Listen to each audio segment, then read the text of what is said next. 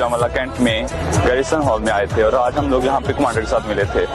आज हमें बहुत सारी डाउट्स हमारे आज बहुत ज़्यादा क्लियर हुए हैं, जो हमारे सोशल मीडिया इन्फ्लुएंसर्स और बहुत ज़्यादा लोगों की वजह से हमारे दिमाग में बढ़ते जा रहे थे और घूम रहे थे। I am Fatima from CCBAT। I am currently in 7th semester. आज हम इंडक्शन पे आए गुजरांवाला कैंट में और हमारी मुलाकात हुई है कमांडर साहब से और उन्होंने हमारे बहुत से doubts being as a Pakistani clear किए हैं और हमें इधर उन्होंने बताया Pakistanis are always valuable, like different religions are present here like Christians और other minority religions. Pakistan army का मेजर रोल है कि वो आज़ादी से यहाँ अपनी मज़ाहब तकरीबात या अपने मज़ाहब के जो भी उनके सरोकार हैं उनको मुकम्मल तौर पर यहाँ मना सकते हैं।